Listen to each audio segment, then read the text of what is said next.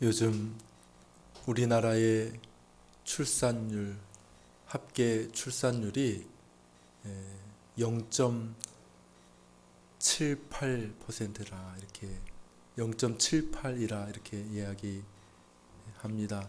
세계 최저 수준이죠, 최저. 2위하고도 격차가 꽤 많이 난, 이대로 가다가는 우리 사회가 굉장히 심각한 문제에 직면할 수 있다, 그런 이야기를 많이 합니다.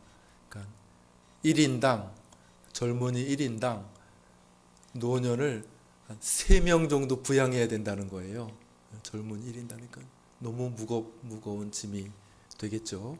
세금을 엄청나게 많이 들이지 않으면 안 된다. 그러한 경고음들이 이렇게 울리고 있습니다. 근데 왜 이렇게 출산율이 적은가? 이유를 이렇게 들어보니까 여러 가지 복합적인 원인이 있겠지만 큰 이유는 이제 돈이죠, 돈. 돈이 너무 많이 든다는 거예요. 아이를 낳으면.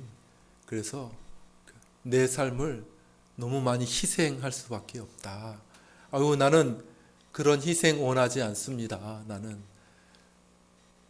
내가 먹고 살기 힘든데 어떻게 자녀나 기르고 살 수가 있겠습니까? 이런 이야기를 하는 것이죠. 그래서 어떤 분은 그게 맞다, 그게 맞다.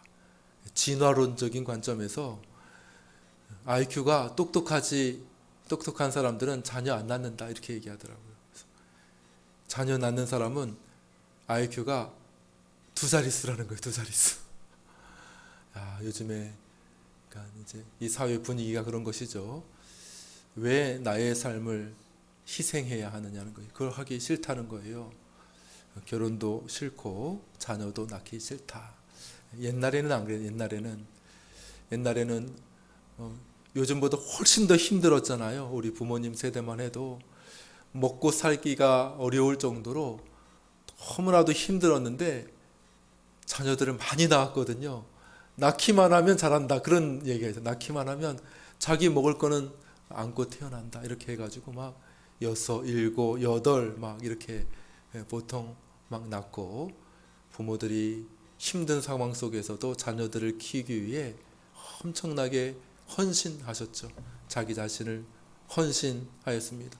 내 쓸 거, 내 먹을 것 다 이렇게 희생해서 자녀들을 이렇게 주고, 또 자녀들도 첫째, 둘째 이렇게 되는 형제들은 어린 동생들을 위하여 자기 자신을 희생했죠. 이렇게 저희 그 부모님 세대만 보더라도 저기 강원도에서 첫째, 둘째가 이렇게 일찍 고등학교 졸업하기도 전에 이 서울에 올라와서 공장 들어가 가지고 어린 동생들 이렇게 부양하도록 돈을 붙여주고 이랬다는 이야기를 제가 들었습니다.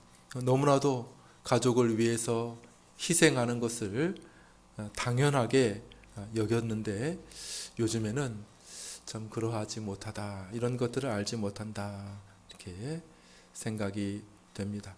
고린도전서 13장에서 사랑을 뭐라고 말하는지를 우리 한번 읽어볼까요? 고린도전서 13장 5절 한번 같이 읽어보겠습니다. 시작. 사랑은 자기의 유익을 추구하지 아니하며. 요즘은 사람들이 다 저마다 자기의 유익만 추구하지 않습니까? 내 이기적인 그런 입장만을 생각하고 자기 입장만을 고수하는 시대이기 때문에 이 말을 이해하기가 너무 어려워요. 사랑은 자기의 유익을 추구하지 아니한다. 이게 도대체 무슨 말인가? 곰곰이 골똘하게 생각하지 않으면 이 말이 무슨 말을 의미하는지도 이해하기가 어려운 것이죠. 왜냐하면 이 시대 자체가 이러한 구절로부터 너무나도 멀어진 거예요. 사랑이 부족한 이 시대, 자기 자신의 이득만의 골몰에 있는 이 시대에 우리가 살아가고 있는 것이죠. 성경에도 보면 사랑을 여러 가지 단어로 설명합니다. 첫 번째로 에로스라고 하는 사랑이 있어요. 에로스는 뭐냐 하면 남녀 간의 사랑입니다. 남녀 간의 서로 욕망적인 그런 이성적인 그런 사랑을 에로스라고 합니다. 내가 누구에게 헌신하기보다는 내가 필요해서 내가 원하는 것을 얻기 위해 하는 그런 사랑을 에로스 사랑이라 이렇게 이야기를 합니다. 그래서 고대 그리스 로마에서는 로마 신화에서는 이렇게 에로스 신이 나오죠. 에로스 신 혹은 다른 말로 큐피드라고 하는데 손에 뭘 들고 있어요? 에로스 신? 우리 동민이가 잘 알지. 그리스 로마 신화 에로스 큐피드 신 사랑의 신이 손에 뭘 들고 있어요? 활하고 화살을 들고 있단 말이야. 그래가지고 사냥꾼의 모습 이렇게 내가 원하는 것을 이렇게 조준해가지고 이렇게 맞춰가지고 얻어내는 것이죠. 그래서 요즘에 이제 결혼이라고 생각할 때 여러 조건들이 있다는 거예요. 남자는 여자를 바라볼 때 이러저러한 조건을 이렇게 따지겠죠. 또 여자들도 남자를 결혼할 대상들을 바라볼 때 많은 조건들이 있어요. 그런데 서로 매치가 안 돼. 결혼이 안 돼요. 왜요? 서로 원하는 게 차이가 이렇게 나. 서로 원하는 게 이렇게 차이가 나가지고 서로 매치가 잘 되지 않는다는 거예요. 왜? 이런 사랑은 뭡니까? 내가 원하는 걸 찾아. 내가 원하는 거. 희생하고 헌신하는 그런 사랑이 아니고 내가 뭘 얻을까 하는 그런 사랑을 에로스 사랑이라 얘기합니다. 이것을 통해서 나의 신분이 상승되든지 경제적인 안정을 좀 누리고 싶든지 혹은 불안한 내 마음의 안정을 추구하든지 뭐든지 간에 어쨌든 중심은 나예요. 내가 무엇을 얻을 수 있는가 하는 것을 에로스 사랑이라고 합니다. 또 성경에 나오는 사랑 중에 필리아라는 사랑이 있어요. 필리아 사랑은 뭐냐면 형제, 가족 간의 사랑을 의미합니다. 이거는 에로스보다는 좀 범위가 넓죠. 에로스는 내가 무엇을 얻을 수 있는가 하는 것이라면 이 필리아라고 하는 건 좀 범위를 좀 넓혀서 형제, 가족, 내 형제를 사랑하고 내 가족을 사랑하고 또 내가 속해 있는 공동체, 교회라면 교회를 이렇게 사랑하는 그러한 것이지만은 역시 범위가 있는 거예요. 한계가 있습니다. 그래서 내 주변에 있는 사람들을 사랑하고 그 범위를 벗어난 사람들은 배타적인 것이죠. 배타적인 사랑을 필리아의 사랑이라 이렇게 이야기를 합니다. 근데 마지막으로 우리가 읽은 고린도전서 13장에 말하고 있는 그 사랑은 자기의 유익을 구치 아니한다라고 말할 때 여기서 말하는 사랑은 뭐냐면 아가페라고 부릅니다. 아가페. 따라해 봅시다. 아가페. 아가페라고 하는 사랑은 순수한 사랑 혹은 신적인 사랑, 아무 조건이 없이 내어주는 희생적인 사랑, 어떤 제한이나 한계도 없는 그런 사랑을 말하는 것입니다. 내 중심적이지 않습니다.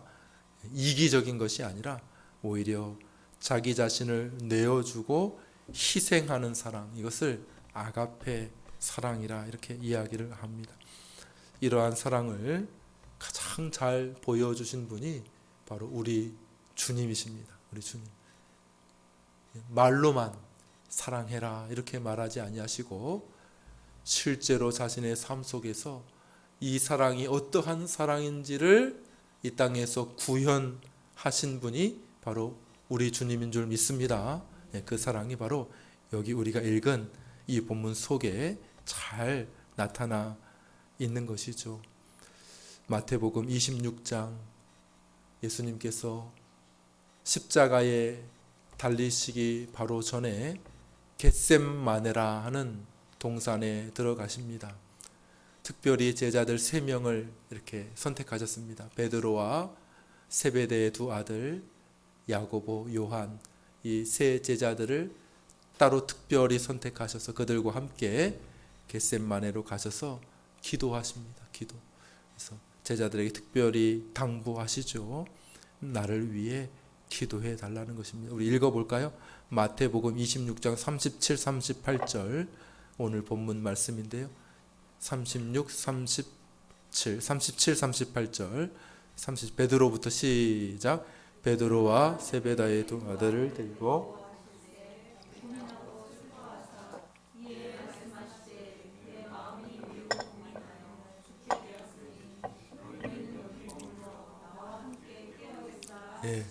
여기 예수님께서 고민하고 슬퍼하사 마음이 고민하여 죽게 되었으니 이런 말씀들이 나오는 것을 볼 수가 있습니다.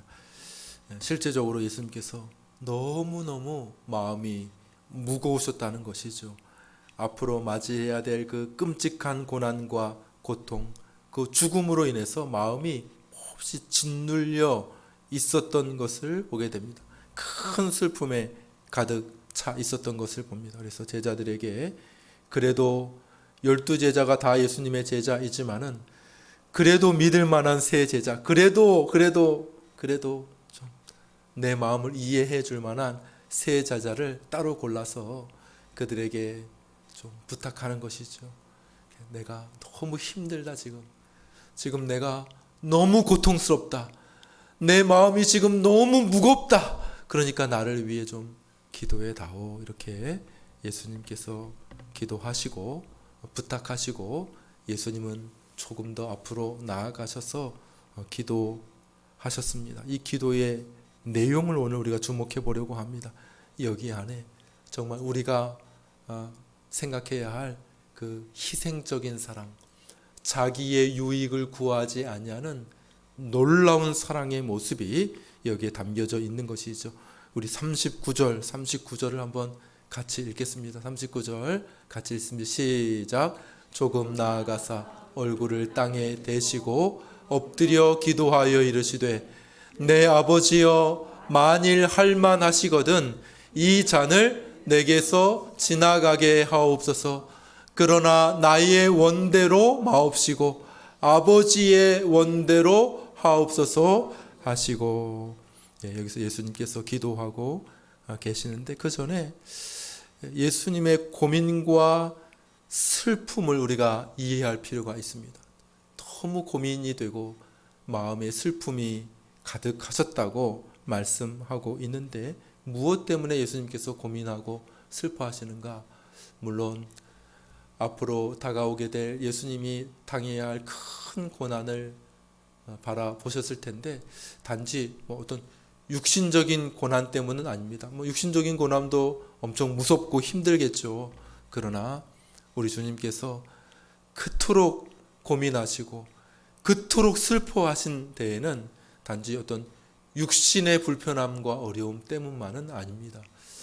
여러분, 육신이 좀 힘들고 어렵더라도 마음이 즐겁고 편하다면 얼마든지 좀 극복이 가능합니다. 그렇지 않습니까? 그렇죠? 그래서 장사하시는 분들 보면 막 새벽부터 나가가지고 막 열심히 일하고 밤 늦게 들어오고 막 또 들어오자마자 또 누워가지고 또 새벽부터 일어나서 나가고 막 몸이 부서져라 일하는데 즐겁대. 힘들지 않대. 왜? 막 돈이 막 벌리니까 돈이 막 벌리니까 힘들지 않다는 거예요. 학생들도 마찬가지. 학생들도 막 그냥 공부하는 게 얼마나 힘들겠습니까?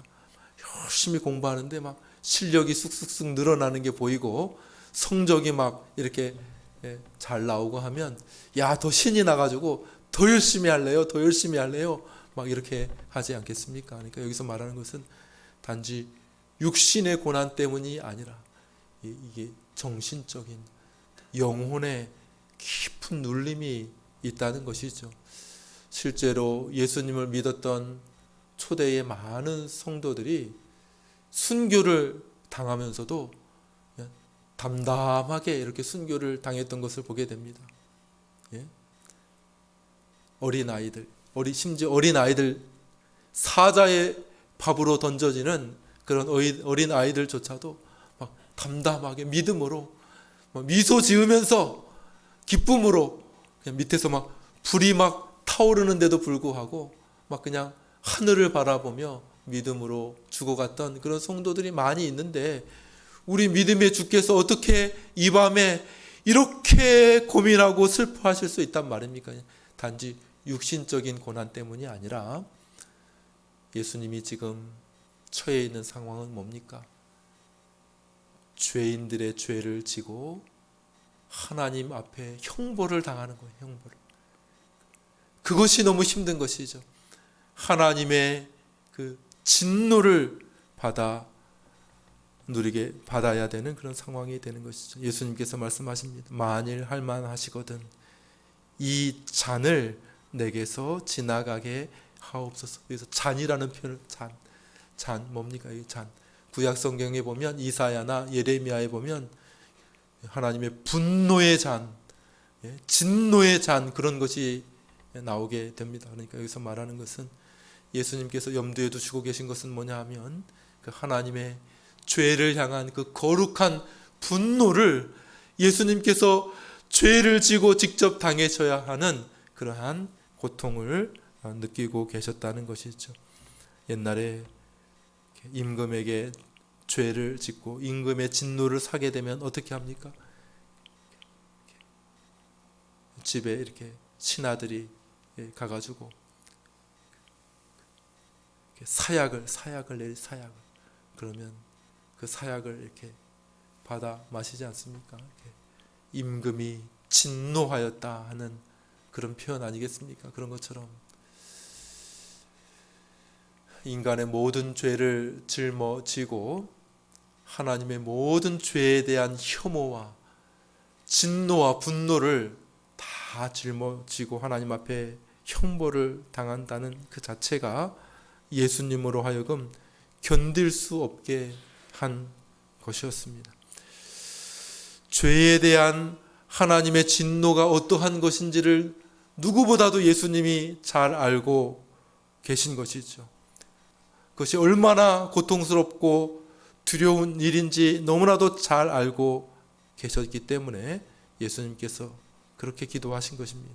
내 아버지여, 만일 할만하시거든 이 잔을 내게서 지나가게 하옵소서. 무슨 말입니까? 아버지, 만일 내가 이 잔을 마시지 않고도 사람들을 구원할 다른 방법이 있다면 그렇게 해 주십시오.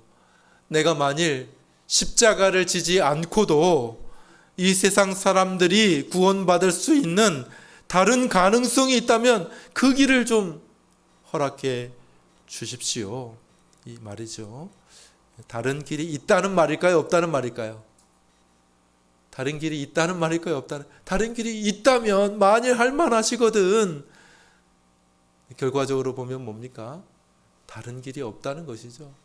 다른 길이 있다면은 그 아들에게 그러한 고통을 주시겠냐는 것이죠.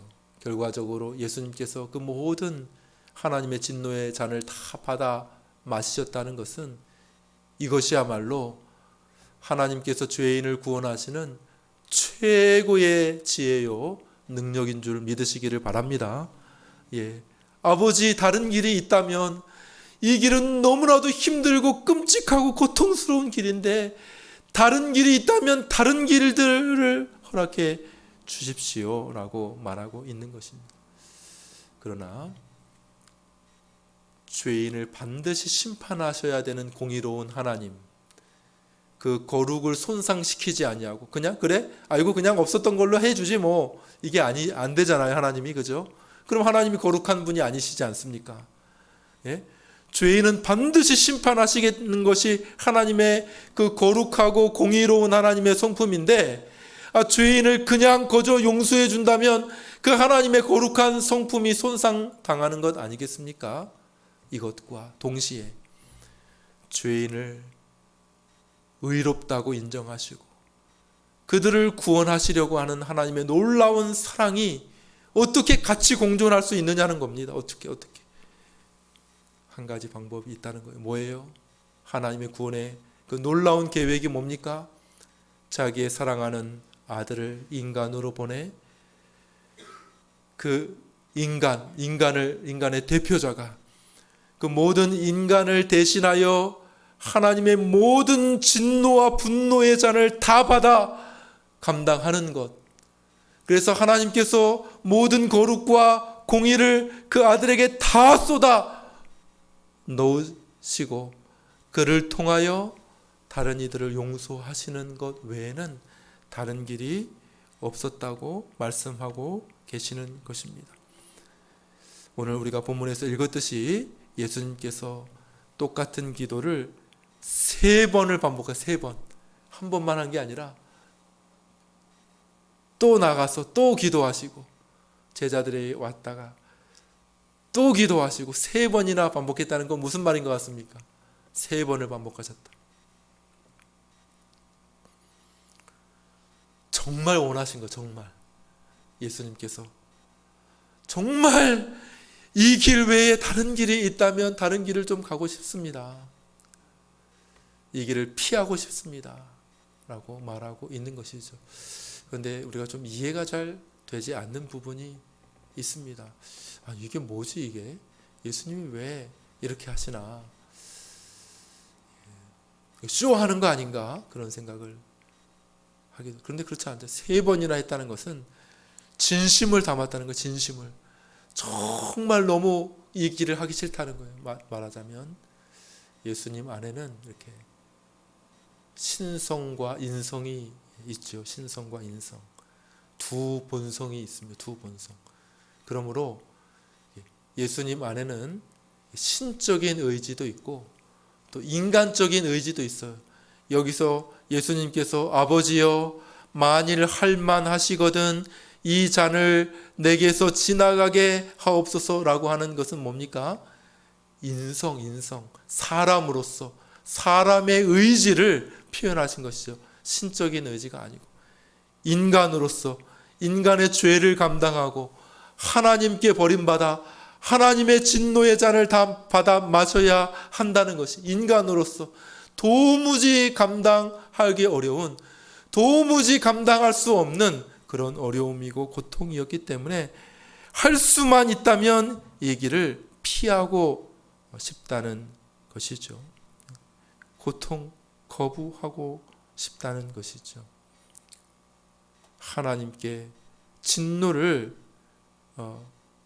받지 않았으면 좋겠다고 하는 사실입니다. 만약에 나 자신만을 위해 선택한다면, 나 자신만을 위해 어떤 일들을 해야 한다면 나는 이 길을 원치 않습니다. 인간으로서 이것은 너무나도 끔찍한 일입니다. 하나님께 진노를 받아 하나님께 매를 맞으며 하나님께 형벌을 받아 죽임을 당해야 된다는 이것은 내가 피할 수 있다면 끝까지 피하기를 원하는 그런 마음이 예수님 안에 있는 것이죠. 이것은 뭐 쇼하는 것이 아니에요. 쇼하는 것이 아니고 정말 예수님 자신의 그 인간적인 의지의 표현이죠. 의지의 표현. 너무나도 고통스러울 것이라고 하는, 너무나도 그 두려움과 그 고통에 압도된 나머지, 그죠?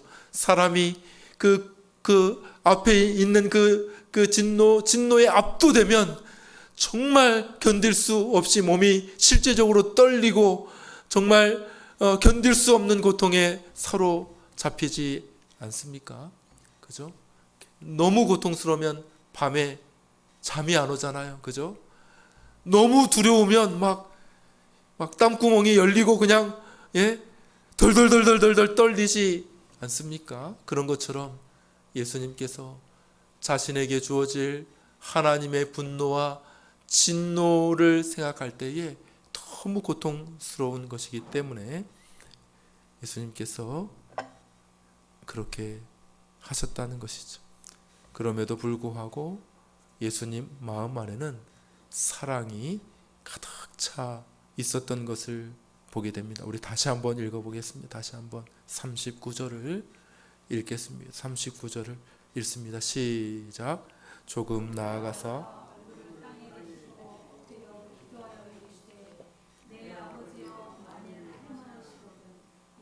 내게서 지나가게 하옵소서. 그러나 나의 원대로 마옵시고 아버지의 원대로 하옵소서 하시고, 한번 따라해 보시죠. 나의 원대로 마옵시고 아버지의 원대로 하옵소서. 예, 이 정신, 이 마음이죠. 그래서 첫 번째로 예수님 안에는 그 사랑, 자기의 유익을 구하지 아니한다는 그 사랑이 흘러 넘치고 있었던 것을 보게 됩니다. 뭡니까? 예수님은 아버지의 구원의 계획을 알고 있었어요. 하나님 아버지를 너무나도 사랑하셨습니다. 인간을 향한 하나님의 사랑이 얼마나 큰지 알고 계셨습니다. 인간을 구원하기를 원하시는 하나님의 구원의 계획이 무엇인지를 알고 계셨습니다. 뭡니까? 하나님이 세상을 이처럼 사랑하사 독생자를 주셨으니, 이 하나님의 그 인간을 향한 사랑, 그래서 인간을 구원하기를 원하시는 하나님 아버지의 사랑을 알고 계셨습니다. 그렇기 때문에 우리 하나님께서, 우리 예수님께서 하나님의 구원의 계획을 이루시고 하나님의 영광을 위하여 자기의 뜻을 포기하시고 자신을 비우신 것이죠. 하늘의 그 안락한 자리를 포기하시고 하늘의 그 영광의 자리를 포기하시고 이 땅에 내려오신 것입니다. 그러나 나의 원대로 마옵시고 아버지의 원대로 하옵소서, 이렇게 말씀하신 것이죠. 두 번째로 예수님은 우리를 사랑하셨습니다. 만일 우리 주님께서 겟세마네 동산에서 자기의 유익을 추구했다면, 내가 왜 저 사람들을 위해 이런 고난을 당해야 되는 것인가? 내가 짓지도 않은 죄를 내가 왜 감당해야 되는 것인가? 이렇게 하면서 자기의 이득만을 생각하고 자신의 편리만을 생각하고 자신의 즐거움만을 추구하셨다면 어떤 일이 벌어졌겠습니까? 우리는 구원받지 못하고 우리 스스로 우리의 죄값을 감당해야 하는 것이죠. 하나님의 진노의 모든 쓴 잔을 우리가 스스로 다 받아 마셔야 되는 것이고 영원한 저주와 고통을 당할 수밖에 없는 것입니다. 그러나 우리 주님께서 그 순간에 어떻게 하셨습니까? 자기의 유익을 추구하지 아니하시고, 사랑은 자기의 유익을 추구하지 아니한다 하는 그 말씀을 그대로 보여주신 것이죠. 우리가 정확하게 보지 않습니까? 예수님의 유익은 뭐예요? 예수님의 이득은 뭡니까? 아버지, 할만하시거든 이 잔을 내게서 지나가게 해주십시오. 이것이 예수님의 인간적인 실질적인 이득 아닙니까? 그죠? 이것이 예수님의 원하는 것 아닙니까? 인간적인 의지 아닙니까? 그러나 자기의 유익을 추구하지 아니하시고 자기의 이득보다 뭘 앞세우셨어요? 하나님 사랑, 하나님 영광, 그리고 이 땅의 죄인들을 향한 사랑을 앞세우셔서 자신의 생각과 입장을 포기하신 것이죠. 한번 따라해 봅시다. 나의 원대로 마옵시고 아버지의 원대로 하옵소서. 네, 아버지의 원이 뭔데요? 아버지의 원. 구약 성경이 다 아버지의 원이죠. 우리가 구약 성경을 읽다 보면 하나님께서 원하시는 것이 무엇인지를 우리가 다 보지 않습니까? 아버지의 원이 뭡니까? 아버지의 원은 나의 사랑하는 독자가 이 땅에 사람이 되어 나의 사랑하는 아들이 이 세상 사람들의 죄를 대신 감당하시는 것이 아버지의 원이라는 것이에요.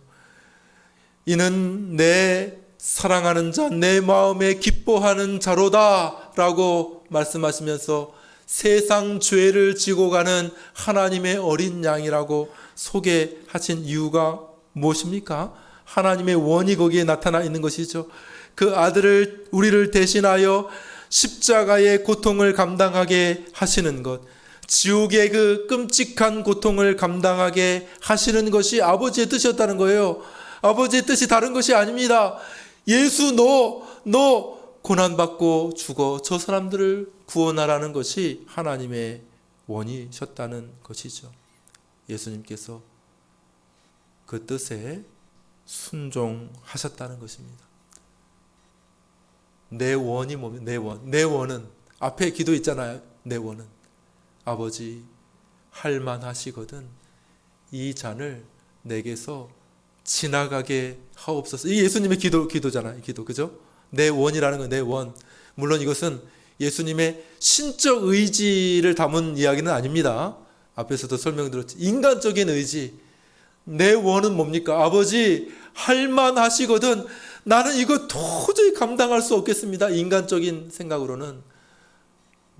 그러나 예수님께서 그 순간에 놀라운 사랑으로 자기의 유익을 구하지 아니하고 나의 원대로 마옵시고 아버지의 원대로 하옵소서 이렇게 말씀하신 것이죠.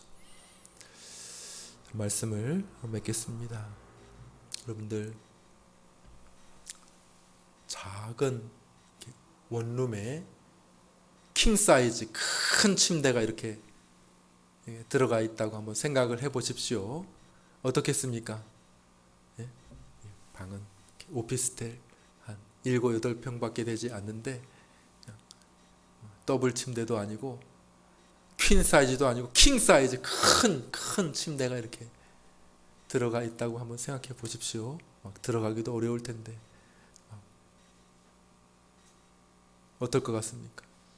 다른 짐들 어디 둘 데도 없고 그렇겠죠. 생활하기가 너무 불편하겠죠. 이렇게 움직일래도 막 이렇게 그 침대 위로 막 이렇게 넘어다니고 불편하지 않겠습니까? 우리 자기 자신만 사랑하는 우리의 마음이 그와 같다는 것이죠. 좁은 마음에 나를 향한 사랑만 이렇게 가득히 있어요. 나만 생각해. 내 유익이 뭔가. 그러니까 어떻게 됩니까?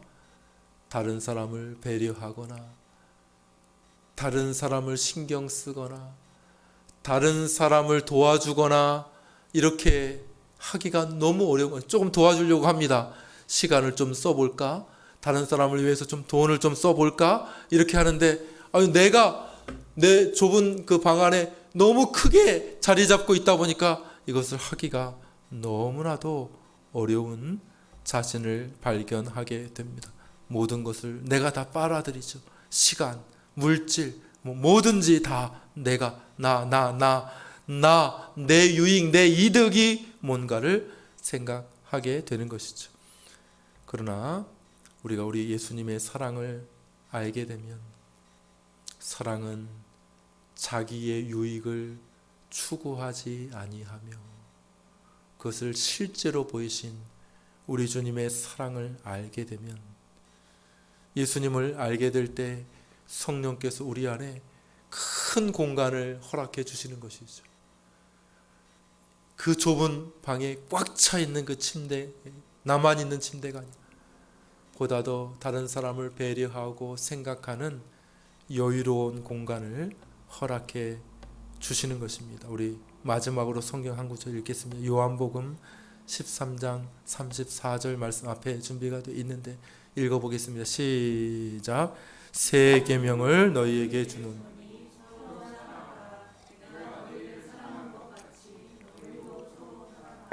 네, 여기서 새 계명이라 말씀하십니다. 그런데 사랑하라는 계명이 새 계명입니까? 우리가 전에도 살펴보았듯이 10계명 자체도 사랑하라는 계명 아닙니까? 그죠? 남의 것을 탐내지 말라. 이 말은 적극적으로 나가면 뭡니까?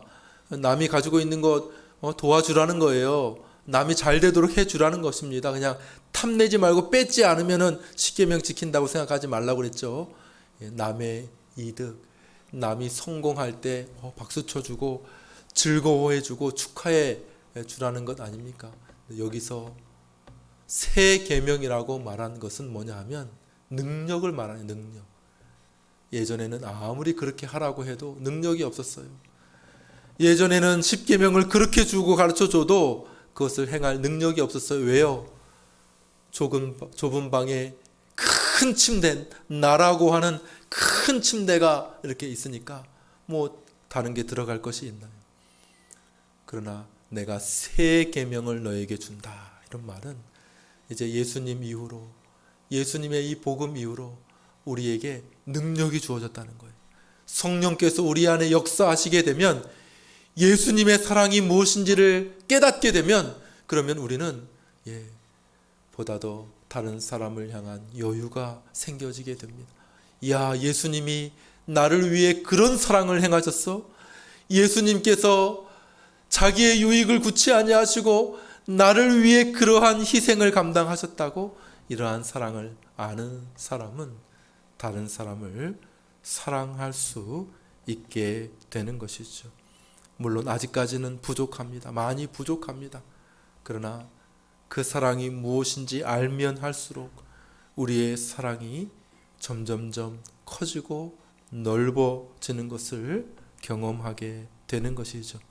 이전에는 나만을 위해 살았습니다. 나만을 위해 돈을 쓰고 나만을 위해 내 시간을 사용했습니다. 그러나 예수님의 사랑을 알수록 이제 우리의 눈을 돌리게 되죠. 남도 돌아보게 되고 생각하게 되는 것입니다. 바라기는 우리 예수님의 이 겟세마네의 기도가 우리 마음에 계속 울려지는 큰 울림이 되기를 원합니다. 우리 한번 따라해 볼까요? 다시 마지막으로, 나의 원대로 마옵시고 아버지의 원대로 하옵소서. 이 기도의 의미가 무엇인지를 깊이 생각하시고 한 주간을 보내며 이 기도가 나의 원대로 마옵시고 아버지의 원대로 하옵소서. 나의 원은 뭐고 아버지의 원은 뭔가, 예수님께서 감당하신 그 기도의 내용이 무엇인지 우리의 마음에 조금씩 스며들게 되면 우리 안에 이것이 작은 소리였다가 점점 커지는 큰 울림이 되게 될 때에 우리는 다른 사람을 생각하고 다른 사람의 유익을 더 많이 생각하는 사랑의 사람으로 변화될 줄로 믿습니다. 찬송가